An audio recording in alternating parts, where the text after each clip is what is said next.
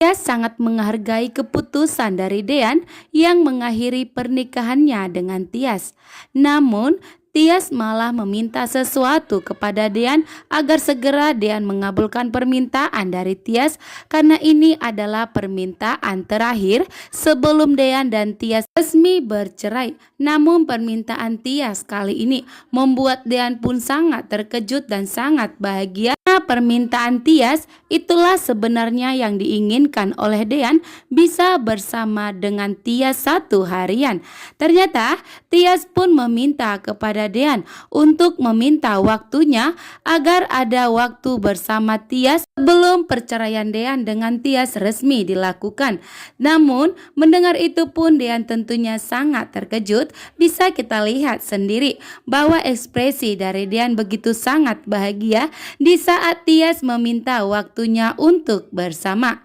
Di rumah sakit, Hani pun begitu terlihat sangat panik melihat kondisi Ibu Yuni yang tak kunjung sadar sampai saat ini. Ibu Yuni pun jatuh pingsan sampai di rumah sakit pun Ibu Yuni belum sadarkan diri, sehingga membuat Hani pun begitu ketakutan dan panik saat ini bahwa Hani sangat takut jika semua orang menyalahkan dirinya, termasuk Pak Sigit. Hani pun tidak mau jika Pak Sigit semakin marah besar kepada Hani.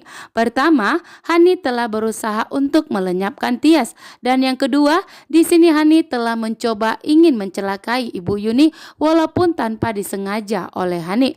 Tentunya akan membuat Pak Sigit semakin murka dan marah besar kepada Hani dan tidak akan pernah memaafkan Hani atas kesalahannya kali ini yang telah membuat Ibu Yuni pingsan dan belum sadarkan diri. Sedangkan Abel berusaha untuk melupakan Gino dan berusaha untuk seperti yang apa yang diinginkan oleh Tante Wulan dan Pak Sigit. Karena Abel pun mengetahui betul bahwa Gino tidak akan pernah bisa mencintainya dan akan selalu ada Tias di hatinya Gino. Namun Gino pun malah mengajak Abel untuk bertemu sehingga membuat Abel semakin sulit untuk move on dari Gino.